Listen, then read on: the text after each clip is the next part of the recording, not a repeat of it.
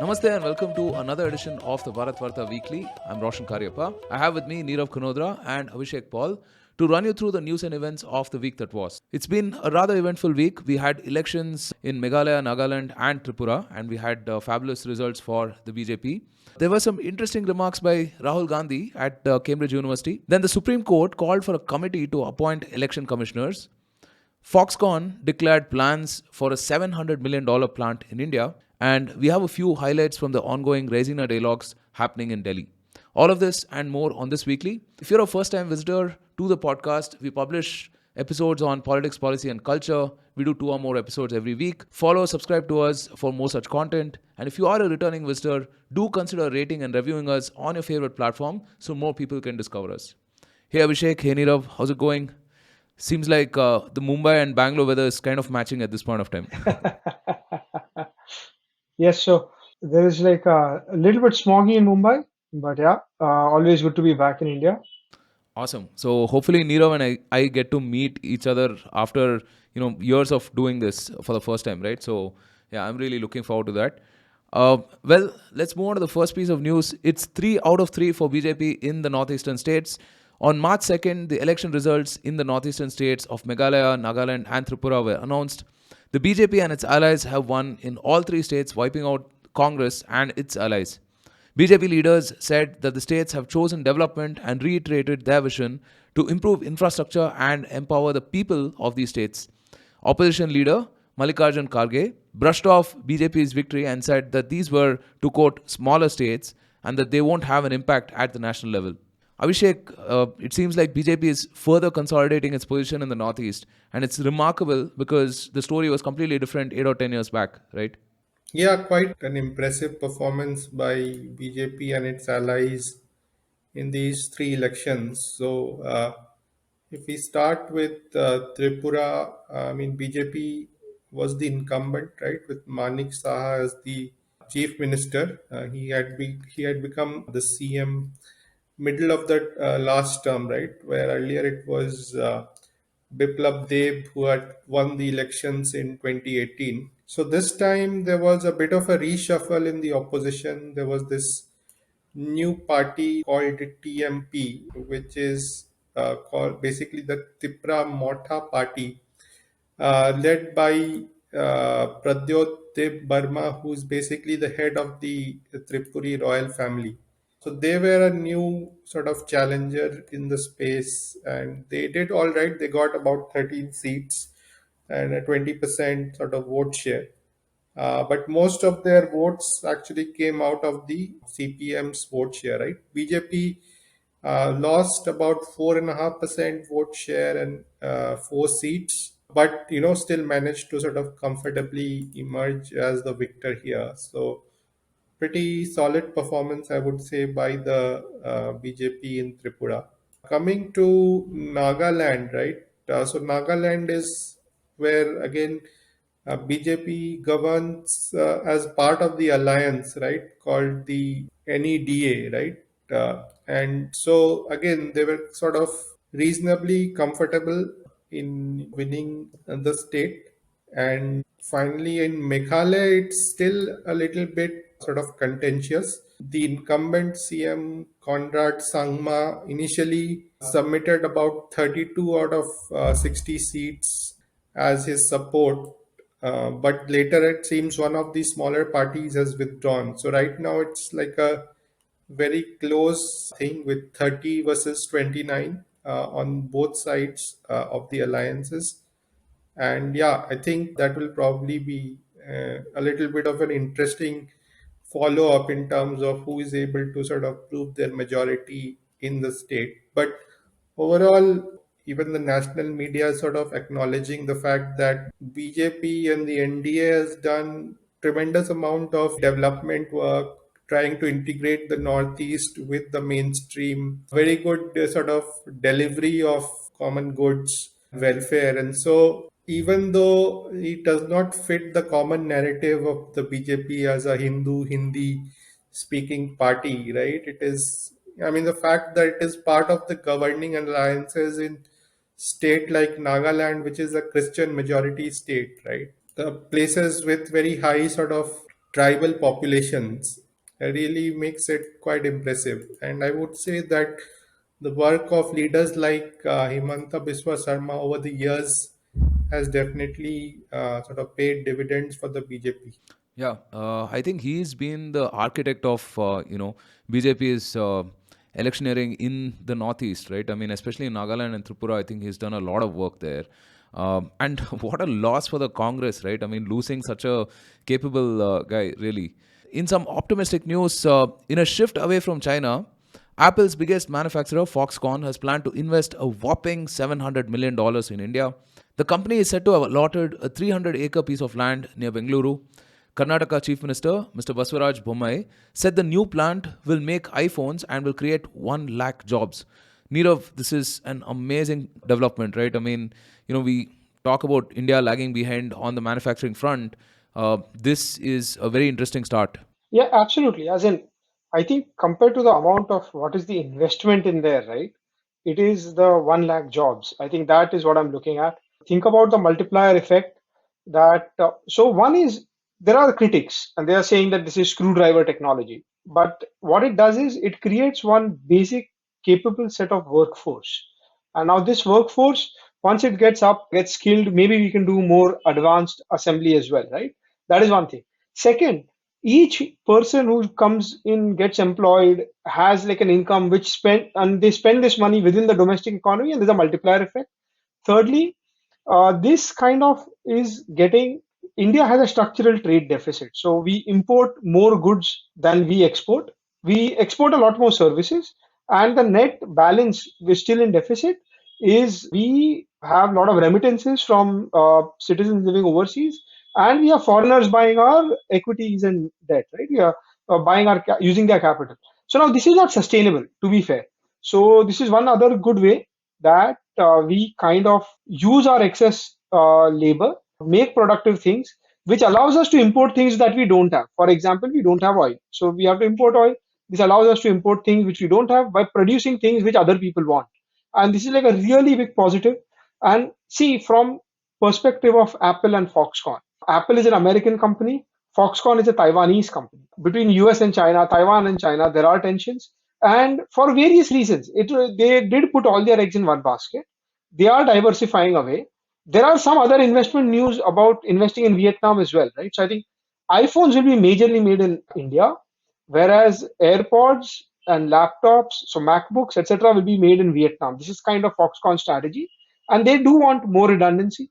So this is a really nice thing. We get into assembly of electronics, and even in Southeast Asia, like Malaysia, Singapore, or even Taiwan earlier, they started off with assembly. Then they started off going to do some manufacturing of like the components. Then finally they went to design. India, it's the other way around. Usually we get to the design part first, right? We have a lot of design and research going on in India for Texas Instruments and the likes, right? And we don't have the assembly. And whereas you have a very large population, a lot of disguised unemployment, a lot of unemployment.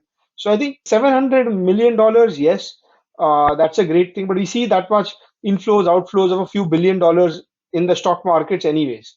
I think more important is 100,000 people being employed and like the multiplier effects of that. I think that's a very very big positive. Even it kind of diversifies. While Bangalore has a lot of manufacturing, but like Bangalore, what comes first to mind is the software part, right? And now we are getting into the hardware part as well. And slowly and steadily, if we see more such clusters come up, and second thing is Foxconn is also getting into EVs or EV components, and that's they think it's a related thing from having like lithium battery phones, right? And like lithium battery in your laptops. So from electronics, they're moving to electric vehicles as well, and they will be spending some money there as well. So this is like all in all a very positive news. And earlier, Modi himself mentioned that like people are calling India anti-fragile, but this is the case that when there is a little bit of chaos in the world, there are shocks in the world. India has been an alternative where India has tried to make use of this opportunity. And hopefully, once we have Apple, we have Samsung having a facility near Noida. We have Foxconn near Bengaluru and something near Hosur as well. So we see more and more such investments come up.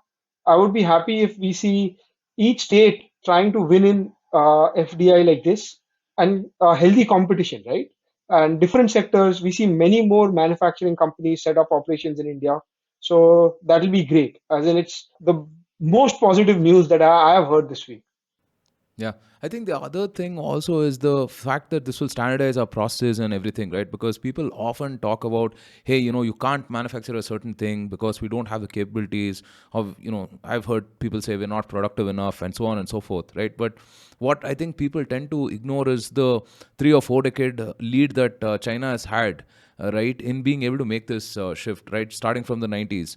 So I think this is a very, very interesting development. I completely agree with you, Nirav.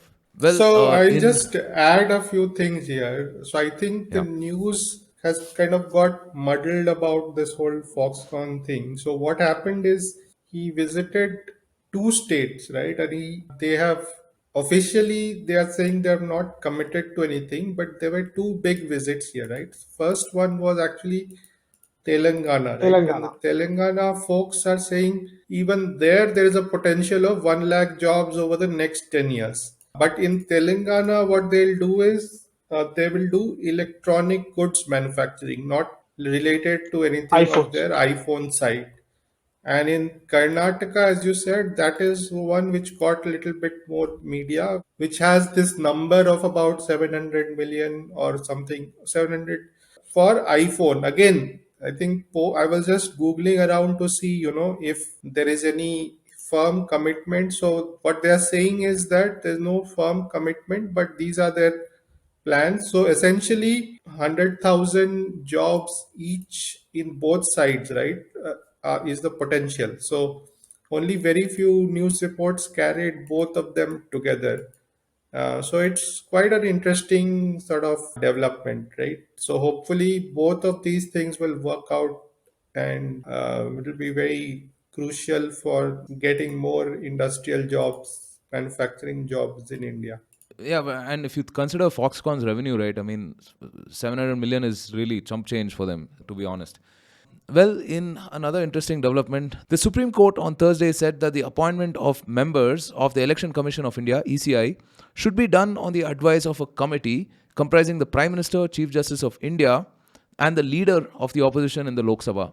This decision by the Apex Court is being hailed by several legal experts and political leaders as a win for democracy. However, this move by the court has raised questions as to when they will open up to having a more transparent and inclusive system in the appointment of judges. Abhishek, we've spoken about judicial overreach plenty of times on the podcast earlier. We even did an episode with Shubhendu and Sarthak on if the constitution is still relevant today. And, we covered a bit of this stuff there as well, right? But it seems like, the Supreme Court and the legal system seems to slowly start encroaching all facets of public life in India. Yeah, again, quite an interesting development here. So basically, what happened is that in 2015, someone filed a public interest litigation challenging the constitutional validity of how the center appoints members of the election commission, right? So basically, a panel of names is suggested to the prime minister, who then advises the president, and based on that the president used to appoint the CEC and other election commissioners.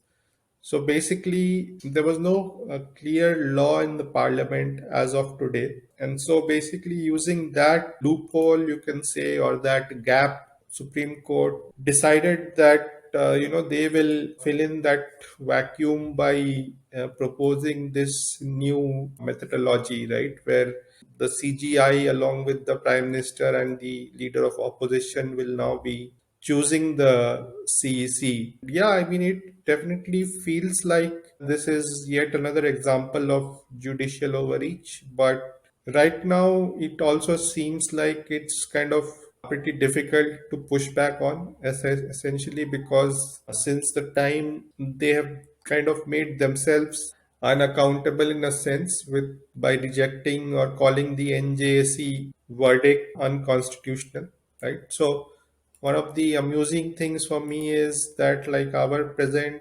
CGI often quotes or uses examples from foreign judicial verdicts or practices, especially the American one, right? But how judges are appointed in India would be laughed at, right, in the West. especially, right? Because this is like, it has become quite a very unique system. I don't think any major country right now has this sort of self-selecting, perpetually self-selecting judiciary, right? Which sort of appoints itself. So yeah, I mean, it's yet one more chapter in this whole ongoing sort of tussle between the judiciary and the executive. But yeah, I think for now, basically, if you see the verdict, what they're saying is that this sort of stands till a law is passed in parliament, right? And so the onus is now on the government to see that if they do not agree with this, that they should bring in a law which sort of clarifies what should be the process for the appointment of the chief election commissioner. Interestingly enough, I think Anand Rangarajan mentioned on Twitter that in 2012, Mr. L.K. Advani, the then leader of opposition from the BJP, had himself suggested this formula. So it's not so much so that the methodology of having a PM, the opposition leader, and CGI as the people to pick the CEC is wrong. It's more like, why should the courts get into this business in the first place, right? Which is more of a questionable thing. But yeah, let's see if the government anytime soon brings in a law to amend this or to ratify this, or at least make it via a law passed in the parliament. Yeah, I think this halo of the Supreme Court has diminished, significantly. I think with the time, and hopefully, we'll see in the next 3-4 years further diminishing, right? Because this fact that the judges and the courts are beyond reproach, or this feeling, has to really vanish. I feel, right. I was watching this interview of Mr. Arun Shourie, and he was arguing vehemently about the fact that the usual spiel about the Modi government sort of trespassing institutions and diminishing their power and whatnot. But yeah, I mean, the NJSC seems, to anyone who has some idea about it, I mean, it just seems totally unfair, right? I mean, you have a lot of these second, third generation judges, right? It's absurd. I mean, like Charlie Munger says, show me the incentives, I'll show you the outcomes. So yeah, let's hope that maybe in the next term, something of this sort can be done on that NJSC front. So just adding a part, right? If you look at like how functioning of the courts and functioning of election commission, and you think about like courts, the way people are selected, that is also a problem by like the judges themselves select other judges, and it's a very clubby thing, right? It's more like a gymkhana membership, right? And you look at like their outcomes, you look at like how consistent are they. They've restricted the number of courts, so arithmetically there is a huge backlog which can be solved by having more judges, right? All those kind of things they say restrict in the in saying like in terms of quality. Whereas like other countries, do they have like less quality, or India is like such a big private sector, is there less quality? And then now look at election commission. In prior to the 80s, you saw like a lot of elections being rigged. You saw booth capturing. You saw a lot of law and order issues. You saw people impersonating and putting fake votes on behalf of others, etc. Right? And over time, this is incremental change. I remember TN Session saying that okay, the election has to be held in many multiple phases. They introduced electronic voting and use of EVMs, which are tamper proof no matter who says. You look at India's election history, you've seen a lot of change of power, right? You've seen a lot of change of power. So it's not as if the election commission has been compromised and the same people keep coming in power, right? You see change of power not only at the central government, you see it at the state government, you see it at the municipal or the Zilla Parishad level, right? So the election commission, irrespective of how the head has been chosen, has done a fantastic job. So you look at, does that need to be fixed, or we should get the head of election commission make a comment how the selection of judiciary should be changed, right? I think you're having like judicial overreach here. What about say election commission or some other bureaucrat saying that, oh, that is wrong? Maybe the current system may not be perfect, and surely all systems can be improved. I think this is clearly a case of judicial overreach or increasing their own self-importance. Second thing is they're saying that collapse of democracy, etc., is if people who agree with you win, then it is a democratic republic. If people who disagree with you, then you call it electoral autocracy. That oh, people are voting, but people are voting wrong. I think that itself needs to be understood. And to be fair, Election Commission is one institution which I think in terms of outcomes has delivered incrementally better results over my own lifetime. Since like I can remember, since like family was discussing, etc., right? The amount of lawlessness and booth capturing used to happen in smaller rural constituencies in the heartlands, right? That has reduced dramatically. You've got PAN cards, now you've got Aadhaar as well, but PAN card was your first photo ID. And then you've delivered so many things. So Election Commission, I don't think it's doing anything biased or anything wrong, selection by any one side. So that itself is very important to see. Yeah. And think about what a logistical nightmare elections in India can be, right? I mean, such a vast country, so diverse, so many complexities, and stuff just works. So, yeah, they've done a phenomenal job as an institution over time, for sure, right? I mean, they've definitely improved. And speaking of Election Commission, I was reminded of this movie Newton, which had Rajkumar Rao, I think, Rajkumar Rao and Pankaj Tripathi. Yeah, really nice movie. So if you guys haven't checked it out, you should definitely watch it. In other news, on 2nd March, the latest installment of the Resina Dialogues, India's premier external affairs event kicked off. Italian President Giorgia Meloni gave a keynote speech where she heaped praises on Prime Minister Modi and his approval ratings and spoke about deepening ties between India and Italy. Minister of External Affairs Dr. S. Jaishankar, in a panel, said that the Quad stands for and not against anybody and quipped that he thinks India is the center of the world. Nirav, India's rise in geopolitics, its prominence is becoming a lot more significant. And yeah, did you catch any of the panels and discussions from the Resina dialogues? So while I've not actually seen the full panel, etc., right, but I've like gotten sound bites and gotten information or analysis from others. And so basically, I think so. One is this year G20 presidency goes by rotation. Previous was Indonesia, and now this year is India. So it's not as if India's stature has risen. But now coincidentally, you've got the G20 in India. This Resina dialogue, which has been going on over 8 years, right? This is the eighth one, is also being held at the same time. This is showcasing India's incremental growth, right? And it's like weight in geopolitics. The second thing is you see, like we have had like a huge shock, and everybody is Europe realized how much it was reliant on Russia and how much could like a single shock derail their best laid plans, right? And so now world is trying to diversify away from China. So world is also looking at India. So this year's conference is entitled like provocation, uncertainty, turbulence, and a lighthouse in the tempest, right? So we've had provocation, you can say, like between Russia and Ukraine. You've got like threats of provocation from like China, actual provocation on the Indian border as well. That is one. You got uncertainty. Earlier, we were living in an era of like extended peace and like extended low volatility, right? Like you said, a lot of very little uncertainty. You are sure you have just-in-time manufacturing. You give an order, it comes up on time. Everything moves like clockwork, right? All that has changed, right? And COVID taught us that supply chains are actually fragile. If there could be a flood somewhere, or there could be something else somewhere, and that kind of the interconnectedness of the world. So you've got that.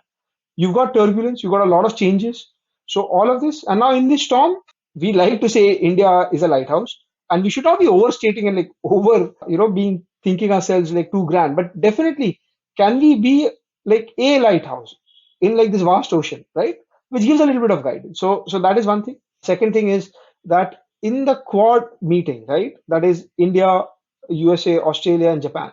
What Jaishankar said that India is not just a counterweight to China, right? India is a force within itself. See, India has very successfully done over the last, I would say, decade or 2 decades, is dehyphenating itself from Pakistan. So it's no longer Indo-Pak. Pakistan is its own problem. India has a lot to offer on its own. India has offered a lot in like IT-enabled services to the whole world, and now probably even say in manufacturing, also as a market, also as a partner, also like in geopolitics, right? Indian peacekeeping forces and India has had Operation Dost where they've given aid to Turkey, etc. So India has a lot to offer on its own. So you want to be partners with India because India has a lot to offer on its own, not as a counterweight to someone else, right? So I think that is a very strong statement, right? And finally, India is like a nice neutral ground right now. It's a place where Lavrov could meet Blinken, right? US Secretary of State is meeting Defense Chief of Russia, right? So this is also like a nice opportunity, and it is India's rising stature in the world of geopolitics. For a long time, geopolitics was only like the Soviet bloc versus the American bloc. So it was NATO plus US and Soviet Union. Then you saw the rise of China. You've seen economic rise of East Asia, Southeast Asia, not so much in like geopolitics. So now you're seeing a multipolar world, hopefully, right? There's no one center of power. You had a sort of unipolar world for a while after the collapse of USSR in the 90s and 2000s. Then we've seen rise of China. But if it's a multipolar world, I think the comment I liked the best by Dr. Jaishankar was that India has a lot to offer on its own. Like if you want to be partners with India, be partners with India, not because you are trying to diversify away from China. Yes, that is also true, but there is enough that India has to offer. So this kind of also helps. You had like Italian PM inaugurating it. India is working on FTA with EU, so probably helps there. China already has one, and they are the biggest two trading partners actually, right? China does more trade with European Union than European Union with the US or China with the US, right? So there is huge opportunity there. India has FTA signed already with Australia, one in the pipeline with UK as well. So all of these things, and Rome wasn't built in a day, right? I think India is going on this path, and our incremental increase in power. I just hope that we don't get too ahead of ourselves and like already say that we've arrived and make a lot of other mistakes. What China has potentially done, like in a few geopolitical things, right? Hopefully that doesn't happen. And yeah, so also to be fair, we do remember our like last two foreign ministers, like Jaishankar and Sushma Swaraj. It's very difficult to remember like Indian foreign ministers having like a big stage and like having addressing the world.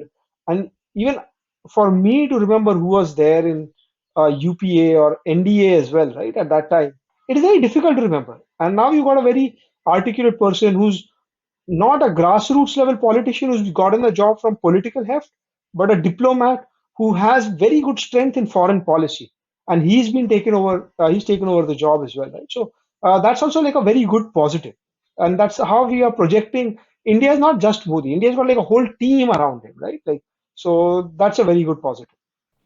Yeah. No, external affairs, geopolitics used to be such a snooze some time back, I mean, the highlight, or rather the most interesting thing that I recollect is, SM Krishna reading the Portuguese diplomat's speech at Exactly. at some conference or something, In the right? UN, Yeah. yeah, yeah.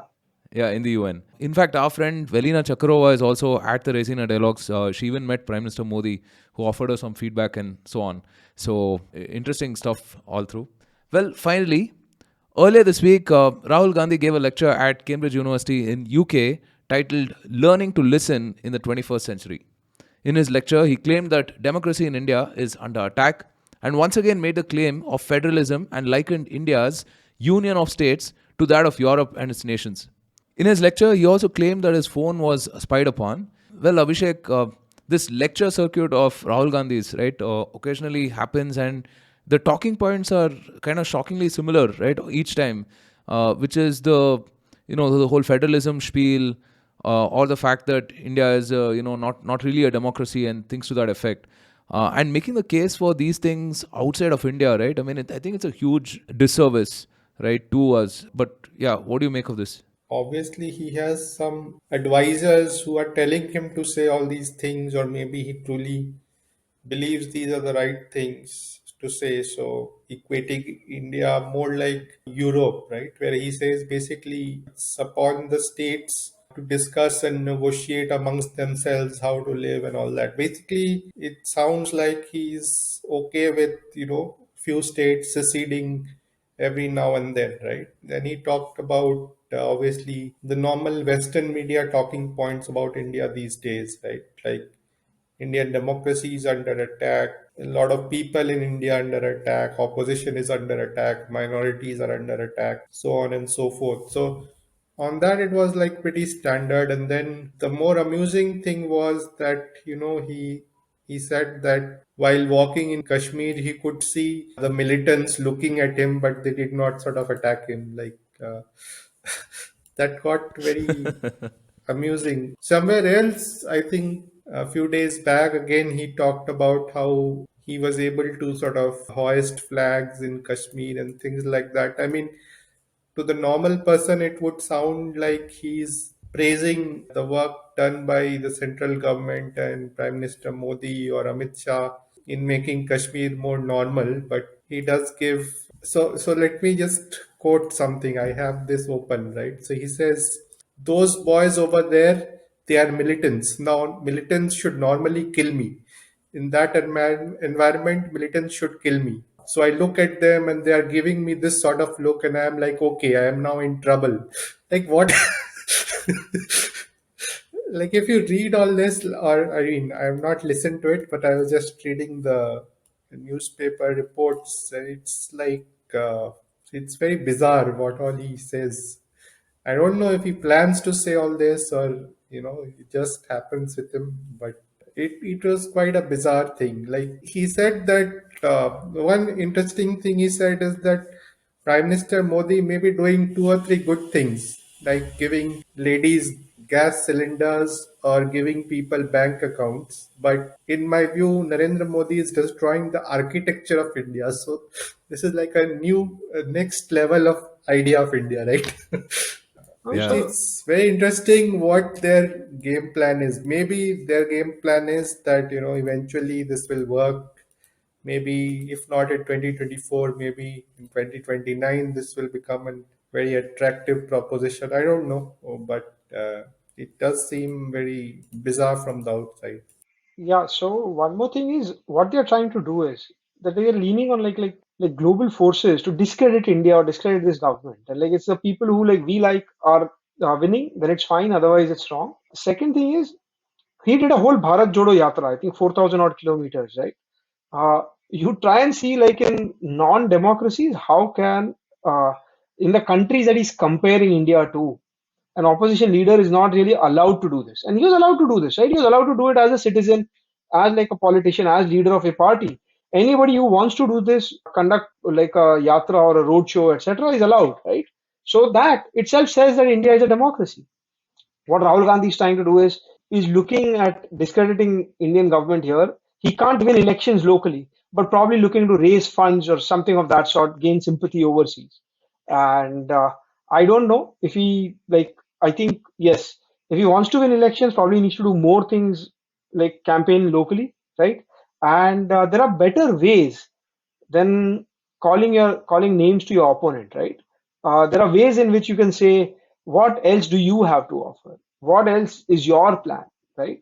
Oh, if these were trivial things like giving gas cylinders or clean water or toilets in every home, which has improved the life of like the median or the average Indian, right? And like all of us are like urban elites, but like average Indian still lives in villages and their lives have improved dramatically, like bank accounts. Then why couldn't this have been thought earlier? And if this is already done, what else can be done, right? I think rather than the idea of India, architecture of India, and those kind of abstract concepts, which anyways is like only like there's a small group think, a lot of people who agree with him, and yes, but that is not electorally significant. That is why they are not winning elections.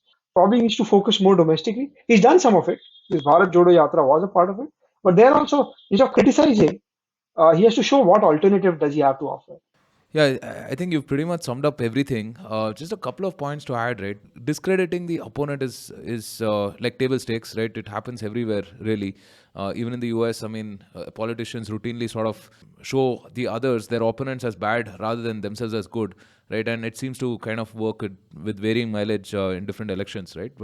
But discrediting the process itself, I think that is a bigger challenge. Because when you say that, there is no democracy or there's lack of democracy in India, then you're discrediting the process itself. And that, I think, for a politician, that's a very dangerous remark to make, right? Because if anything, it should be India above everything else, right? Above political differences and whatnot.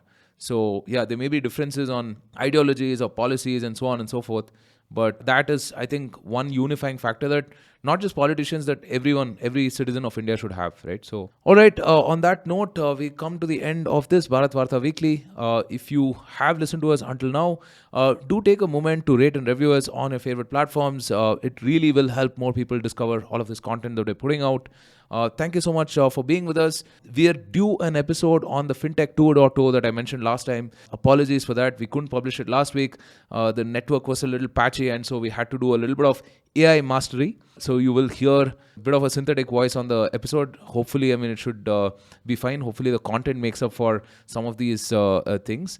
So yeah, we'll put out that fintech episode with Mandar Kagade, Sumita Kale, and Monica Jasuja next week. Until then, from Abhishek, Neerav, and myself, thank you for joining us. Stay safe, take care, and Jai Hind.